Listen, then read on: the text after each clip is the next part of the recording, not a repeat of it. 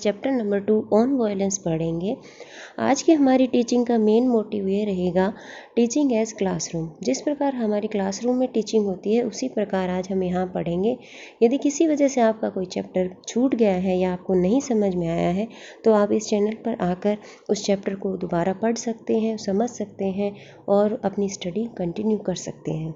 तो चलिए आज हम अपना चैप्टर शुरू करते हैं ऑन वायलेंस।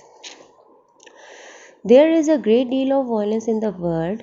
संसार में बहुत अधिक हिंसा है। There is physical violence and also inward violence. यहाँ पर शारीरिक हिंसा है और आंतरिक हिंसा है। ये दो हिंसा के प्रकार होते हैं। Physical violence is to kill another, to hurt other people consciously, deliberately और without thought, to say cruel things full of antagonism and hate. Physical violence की विशेषताओं पर चर्चा करते हुए लेखक कहते हैं कि फिजिकल वायलेंस क्या है। Physical violence to kill other, दूसरे लोगों को मारना। To hurt other people consciously, deliberately और विदाउट थॉट, बिना सोचे समझे पूरी चेतना के साथ जानबूझकर लोगों को चोट पहुंचाना।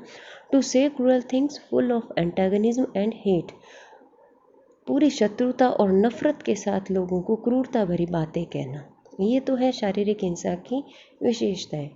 एंड इनवर्डली, आंतरिक रूप से inside the skin, to dislike people, to hate people, to criticise people. आंतरिक रूप से यानी अपने मन से लोगों को नापसंद करना, लोगों से नफरत करना और लोगों की आलोचना करना। ये है आंतरिक हिंसा की विशेषता है।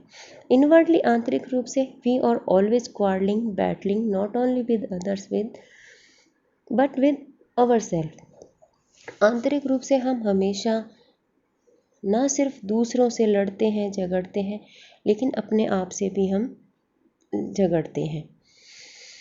We want people to change, हम चाहते हैं कि लोग बदले। We want to force them to our way of thinking, हम अपने विचारों के अनुसार उन्हें बदलने के लिए बाध्य भी करते हैं। In the world as we grow up, इस संसार में जैसे जैसे हम बड़े होते हैं, we see a great deal of violence, हम बहुत अधिक मात्रा में हिंसा देखते हैं।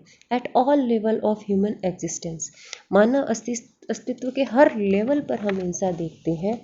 The ultimate violence is war, अंतिम हिंसा युद्ध है।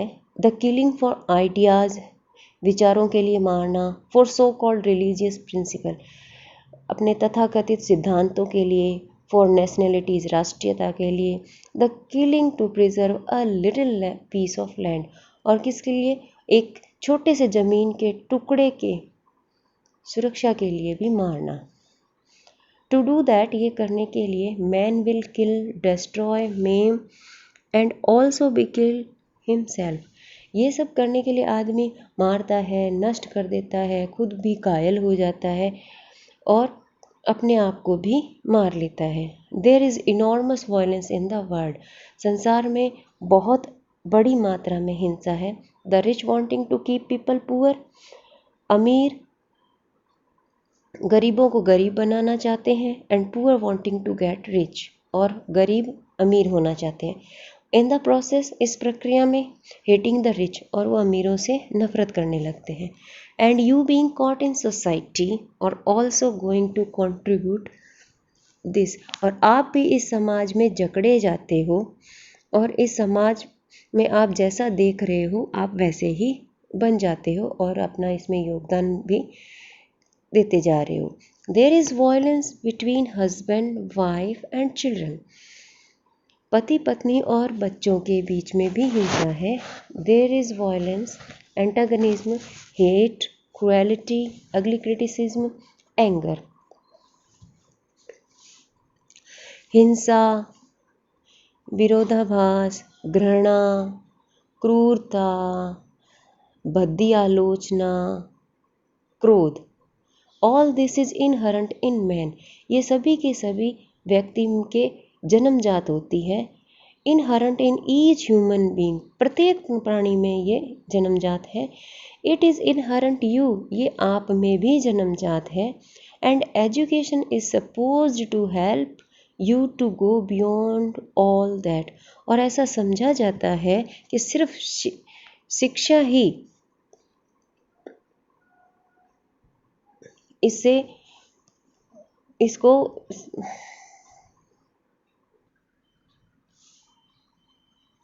और आशा की जाती है कि शिक्षा सिर्फ परीक्षा उत्तीर्ण करने या नौकरी पाने में ही नहीं, इन सब की सीमा से आगे जाने में भी आपकी मदद करेगी।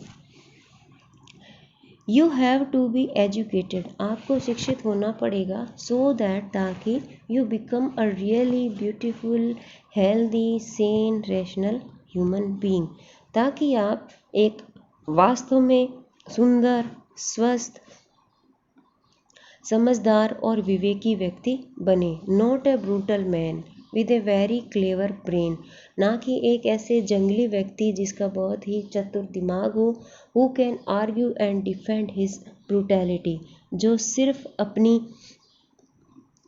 बर्बरता को तर्क करे और उसका बचाव करे। You are going to face all this violence as you grow up, जैसे आप बड़े होते हो आप इन सभी हिंसाओं का सामना करते हो। You will forget all that you have heard here, आपने जो कुछ भी यहाँ सुना है आप ये सब भूल जाओगे। And will be caught in the stream of society, और आप इसी समाज की धारा में जकड़ लिए जाओगे। You will become like the rest of the cruel hard bitter anger violent world, और आप भी इस क्रूर कठोर जहर भरे गुस्से वाले हिंसक संसार का हिस्सा बन जाओगे। And you will not help to bring about a new society a new world, और आप एक नया समाज एक नया संसार उत्पन्न करने में मदद नहीं कर सकोगे। But a new world is necessary, लेकिन एक नया संसार आवश्यक है। A new culture is necessary, एक नई संस्कृति आवश्यक है। The old culture is dead, buried, burnt, exploded, vaporised, पुरानी संस्कृति मर चुकी है, दफनाई जा चुकी है, जल चुकी है, विस्फोटित हो चुकी है और वाष्पित भी हो चुकी है। You have to create a new culture, आपको एक नई संस्कृति का निर्माण करना पड़ेगा।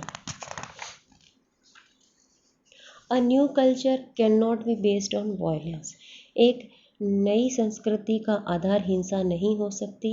The new culture depends on you, एक नई संस्कृति आप पर निर्भर करती है।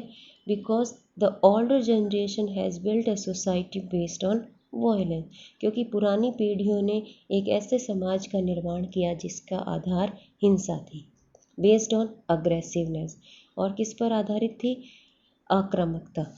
And it is this that has caused all the confusion, और सभी अव्यवस्थाओं का कारण भी यही है। The older generation has produced this world, पुरानी पीढ़ियों ने इस संसार का निर्माण किया है। And you have to change it, और आपको इसको बदलना है। You can not just sit back and say, आप मात्र पीछे बैठ नहीं सकते और ये नहीं कह सकते I will follow the rest of the people and seek success and position, मैं सभी लोगों का अनुसरण करूंगा और सफलता और स्थिति पाने के में का प्रयास करूंगा। इफ़ यू डू, यदि आप ऐसा करते हो, your children are going to suffer, तो आपके बच्चे पीड़ित होने वाले हैं। यहाँ पर आपके बच्चे से मतलब है आने वाली पीढ़ियाँ। You may have to good time, हो सकता है आपका समय अच्छा हो, but your children are going to pay for it, लेकिन आपके बच्चे इसके लिए इसकी अदायगी करेंगे।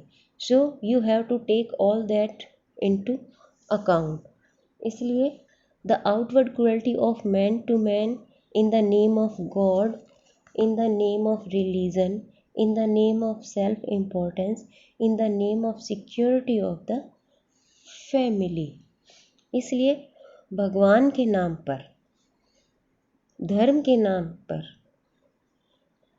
आत्म महत्व के नाम पर, परिवार की सुरक्षा के नाम पर मनुष्य के प्रति बाहरी जो क्रूरता है उस पर आपको ध्यान देना पड़ेगा। You will have to consider the outward cruelty and violence. आपको बाहरी क्रूरता और हिंसा पर विचार करना पड़ेगा।